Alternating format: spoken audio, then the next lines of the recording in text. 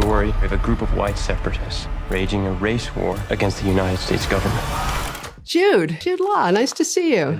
So here's what I want to know about The Order, which I saw in Toronto, and I just think it's terrific. And it has a great director, Justin Kurzel. How did he come to be involved? So I got involved as a producer quite early on. The script came into the production company. There was this extraordinary, untold true story at the heart.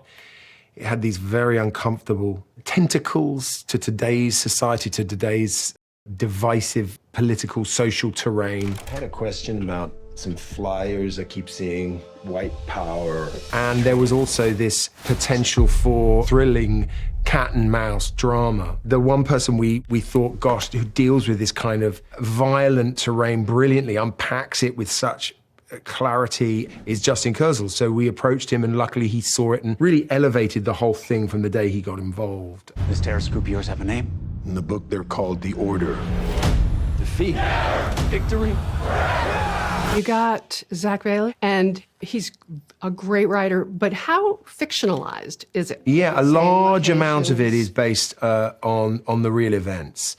The biggest change is my character. I like the idea that this guy is kind of broken physically and emotionally. He thinks his greatest battles are behind him, and that he's almost halfway to retirement, and that in fact the biggest fight is in front. Because to me it seemed that he was almost us.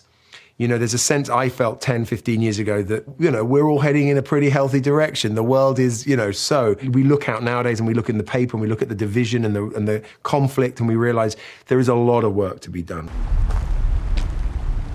Smoke? I was sort of struck by how you invested in this kind of American archetype, this rugged, masculine archetype. Talk about how you prepared for that. Endless conversations, really, with agents who operated at the time and getting a real understanding for the mindset. You know, what is it to be that devoted? What sparks that initially? Is it a belief in the agency? Is it a belief in America? Is it a belief sometimes in just catching a bad guy? And then, honestly, really trying to understand the physical effect, that the pressures of that kind of a job, drinking and smoking that much to sort of relieve the stress. What does all that do to you? They bomb porn stores. They bomb a synagogue. Terry, your nose is bleeding. Excuse me. God damn it, Terry. The thing about The Order that's so disturbing is that it could be contemporary. Yeah. The character I play has taken a fork in the road, has made his own decisions to sort of, you know, lose a family and lose a life through devotion. And then you look at a character like Jamie, who Ty Sheridan plays, and he even talks about the guys in this extremist group who he went to school with. And he was like, they're not bad guys, they're idiots. They made bad decisions. They were promised something by this man. They were promised money. They were promised, you know, a family. This book holds our birthright. It's important to dismantle these kind of situations so that we hopefully learn from them and understand, rather than, you know, point fingers or say, this is wrong, this is right, he's good, he's bad. You have to have somebody to blame for your life. I sincerely believe very few people are bad people. A lot of bad decisions are made. And environments, toxic environments are created in which bad decisions are easier to make. You know, in every revolution, someone has to fire the first shot.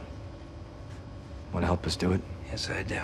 Well, here's the thing. It's a very ambitious movie. It's almost amazing that it got made.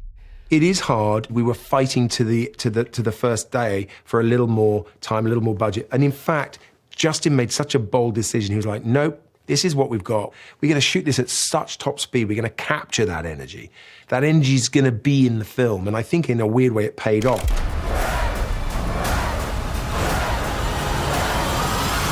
You have actually inhabited an enormously wide range of characters, and I wondered how much you feel like a character actor.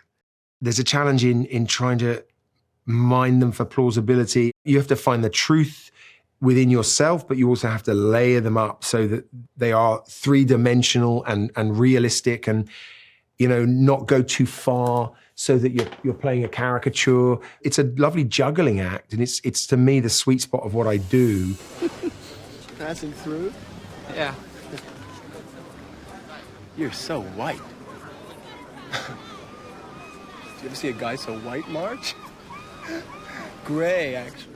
Are you in a Star Wars I have a Star Wars show coming up. TV Yes. series? Tell That me came about my it. way a couple of years ago with an extraordinary group of directors. We've got David Lowery, John Watts is the showrunner, the Daniels, Lee Isaac Chung, Bryce Dallas Howard. I mean, an amazing collection. And what role do you play?